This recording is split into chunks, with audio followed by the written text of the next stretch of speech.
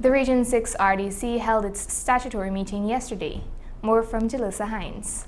The Regional Democratic Council of Region 6 held its monthly statutory meeting yesterday, June 3, 2021, at the Regional Democratic Council's boardroom to discuss various matters.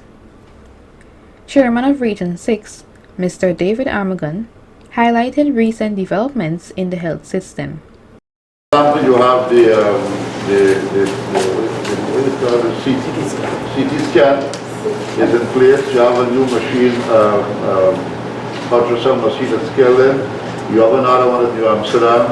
You have another equipment that was recently put in place at New Amsterdam Hospital to improve surgery, which is the anesthetic machine.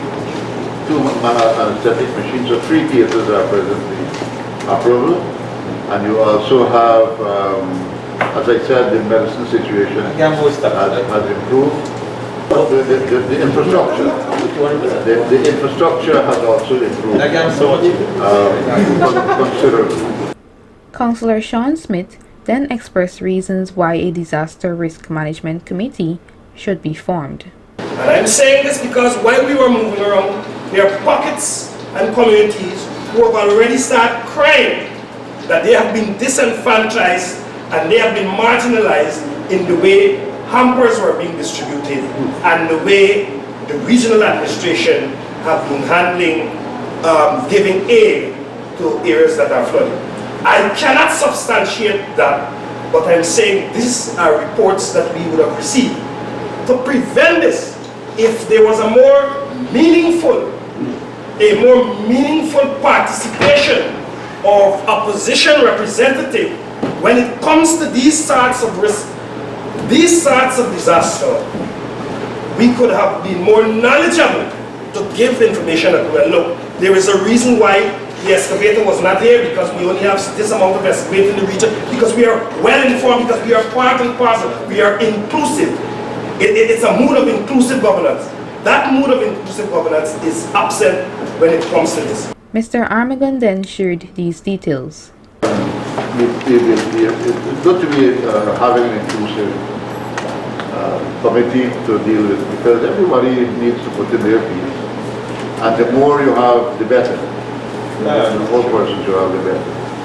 But when it comes to the perception of discrimination in terms of how we give out hampers, that's not true. I can tell you that's not true, because the only place that we have distributed hampers so far, 2 places, Blackbush Polar, which was perhaps the worst in this region, and Mara.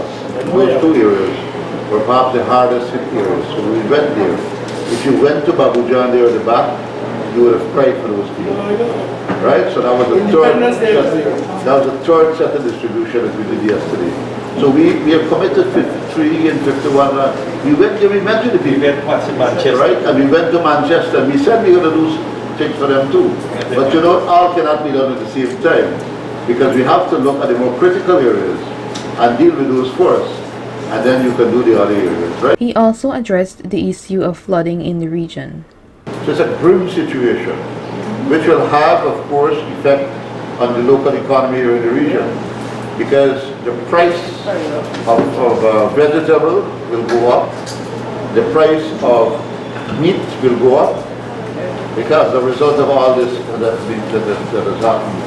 The livestock division is moving around to determine the crops that people would have lost in terms of damages done and costing it out. And the same also goes for, there are three agencies that went around. Rice farmers. Right? The GRDB has been going around too to ascertain the damage done. So it's a very bad, a very grim situation. But we are making whatever intervention we can at all levels of government, through the Ministry of Agriculture, a number of machines. I don't think there are many machines left in this region to be rented. We may probably have to bring machines from other regions too. Besides the machines owned by the government, we have rented a considerable number of machines as well as pumps, especially rice field pumps, because we could not get enough of these mobile pumps that we are, because of the fact that flooding is right across the country, and so these mobile pumps would have had to move from one place to another. The chairman further stated, The other thing too is that the water levels in the Kanji Creek is very, very high. In some cases, it's overflowing onto the land. And so whilst we are pumping water out into the areas, and we are opening the sluices and so, we find that as much as you pump out, another set of water comes backing up from the back areas. And so it's a very difficult situation to handle. All the sluices are operable.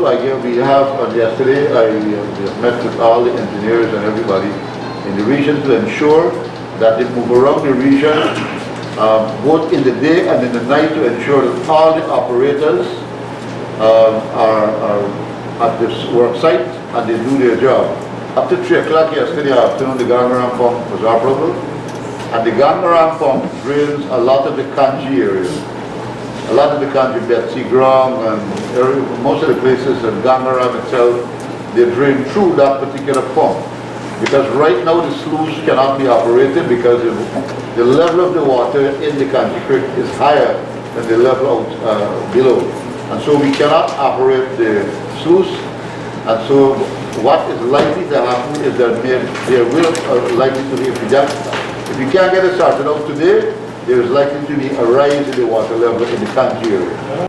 Mr. Armagon then gave an update on the number of COVID-19 deaths in the region and encouraged persons to adhere to all COVID-19 guidelines. We have lost the COVID thing too, because in this present situation, while we only focus on the floods, people forget about the pandemic, and that is also an increase.